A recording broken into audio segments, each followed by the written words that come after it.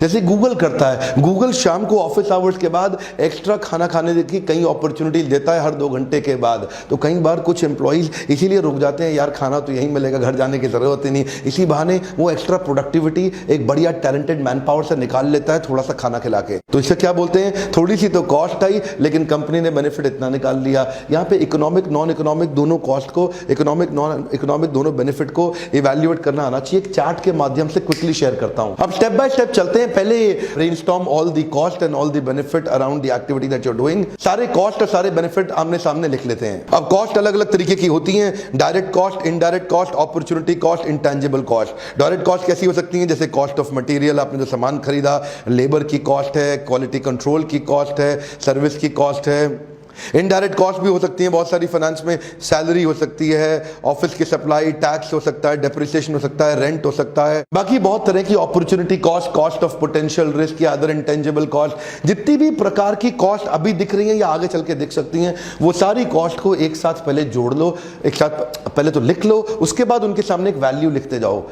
ये कॉस्ट कितने की पड़ेगी, ये कॉस्ट कितने की पड़ेगी। दूसरी तरफ सामने लिखिए बेनिफिट्स। अब जो डिसीजन लिया उसमें कई बेनिफिट्स हो सकते हैं, इंक्रीज इन प्रोडक्शन, एम्प्लॉय की सेफ्टी बढ़ गई, टीम में यूनिटी बढ़ गई, सेल्स एक्सपैंड कर गई, हमारी कस्टमर की गुडविल बढ़ गई, मेरी ब्रांड इक्विटी अच्छी हो गई, एनवायरनमेंट का प्रोटेक्शन बढ़ गया, टर्नओवर इंक्रीज कर गया, एफिशिएंसी बढ़ गए, एरर्स घट गए, क्लाइंट सैटिस्फैक्शन बढ़ गया, एम्प्लॉइज का एंथुसियाज्म बढ़ गया, ग्लोबल एक्सपेंशन हो गया, acquisition of new market, new partners, etcetera etcetera. कोई भी कॉस्ट के सामने तरह तरह के बेनिफिट्स हो सकते हैं। अभी क्या इंजॉयमेंट भी तो एक बेनिफिट होता है, एक अमाउंट क्या इंजॉयमेंट भी तो एक बेनिफिट होता है, वो उसको वो नॉन मॉनिटरी बेनिफिट है। लेकिन क्या अगर आप उसको भी अगर वैल्यू देके इवैल्यूएट कर लेना, बड़े बड़े डिसीजन आसान हो जाते हैं। अब छोटा सा एग्जांपल लेते हैं, मान लीजिए अपने घर में नया एसी लगाना है, नया एसी आना है, तो नए एसी के साथ लेने में पुराना एसी बेचा, उसका कुछ रियलाइजेशन हुआ, नया एसी खरीदा, उसका कुछ कॉस्ट आया और उसका क्या बेनिफिट आया। ऐसे ही आप कंपनी में करते हैं, कोई नया इक्विपमेंट खरीदते हैं, उसकी कॉस्ट और बेनिफिट लिख लें। फॉर एग्जांपल नया इक्विपमेंट, उसकी प्राइस कितनी है, डायरेक्ट कॉस्ट है,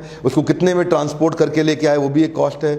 आपने उस इक्विपमेंट पे ऑफिस के लोगों को ट्रेनिंग दी, यानी कि मैन पावर ट्रेनिंग, वो भी एक कॉस्ट है। और उस इक्विपमेंट वो बिजली कंज्यूम कर रहा है, यानी कि इलेक्ट्रिसिटी, वो भी एक कॉस्ट है। और उसके बेनिफिट्स क्या हो रहे हैं, इस इक्विपमेंट से मैन पावर की एफिशिएंसी बढ़ गई, ये एक बेनिफिट है। यूटिलाइजेशन ऑफ टाइम हो गया, टाइम सेव कर गया, ये भी एक बेनिफिट है। प्रोडक्शन इंक्रीज हो गई, ये भी एक बेनिफिट है। एम्प्लॉइज का एट्रिशन घटा और मोरल बढ़ा। अब क्या करिए, इन सब के सामने एक मॉनेटरी वैल्यू दे दीजिए, नंबर दे दीजिए, नंबर देने के बाद इसको प्लस कर दीजिए और इन सबको प्लस कर दीजिए। प्लस करने के बाद देखिए कौन सा ज्यादा है। अगर कॉस्ट ज्यादा है, बेनिफिट कम है, तो वो मशीन नहीं खरीदनी चाहिए। और अगर कॉस्ट कम है, बेनिफिट ज्यादा है, तो ये मशीन तुरंत खरीद लेनी चाहिए। बहुत सिंपल है। अच्छा, एक सिंपल सा उदाहरण और ले लेते हैं। मान लीजिए आपकी कंपनी के अंदर आपको सेल्स बढ़ाना है और बिजनेस बढ़ाने के लिए आपने सोचा कि डिजिटल सॉफ्टवेयर कोई ले लेते हैं और उस सॉफ्टवेयर पे, उसके सीआरएम पे आपको सब डेटा मॉनिटर करना है, सब कुछ मॉनिटर करना है और देखना है कि उससे आपकी कितनी सेल्स बढ़ सकती है।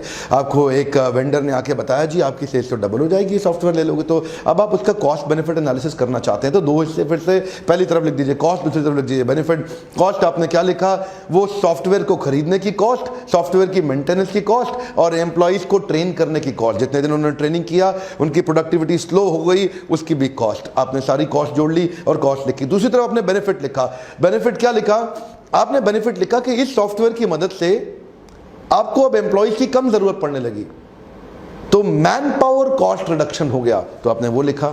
आपने देखा इससे आपकी कितनी एक्स्ट्रा लीड्स पुरानी जो छूट रही थी, हाथ में पकड़ में नहीं आ रही थी, तो लीड मैनेजमेंट से एक्स्ट्रा कन्वर्जन हुआ, तो extra conversion with lead management, उसका बेनिफिट आपने लिख लिया। आपने लिखा per day increase in transaction, जितनी ज्यादा ट्रांजैक्शन हो रही है उतना ज्यादा आपको बेनिफिट मिल रहा है, वो भी आपने लिख लिया। अच्छा, इजी होने के कारण एम्प्लॉय सेटिस्फैक्शन, एम्प्लॉय रिटेंशन बढ़ा, इनडायरेक्ट है लेकिन उसको बाद में मॉनेटरी वैल्यू दे देंगे। क्लाइंट्स आपके खुश हो गए, उनको अच्छे फॉलोअप्स मिल पा रहे हैं, उनको अच्छा सर्विस मिल पा रहा है, तो आपका क्लाइंट का रिटेंशन और क्लाइंट का सेटिस्फैक्शन, ये भी इनडायरेक्ट बेनिफिट्स हैं, इनको भी बाद में मॉनेटरी वैल्यू दे देंगे। अच्छा, इस सॉफ्टवेयर से आपको क्रॉस सेलिंग और अप सेलिंग का बेनिफिट भी हो रहा है, यानी कि कोई एक माल लेने आया था सॉफ्टवेयर पे, उसने दूसरा भी खरीद लिया, और कोई दूसरा लेने आया था, उसने महंगे वाला तीसरा खरीद लिया। तो एक तो क्रॉस सेलिंग हो गई और एक अप सेलिंग हो गई। क्रॉस सेलिंग मतलब ये खरीदने आया, ये भी खरीद लिया। अप सेलिंग का मतलब ये खरीदने आया, इससे ऊपर वाला भी खरीद लिया। So extra revenue generation through cross selling and up selling. तो आपने सारे के सारे बेनिफिट लिखे,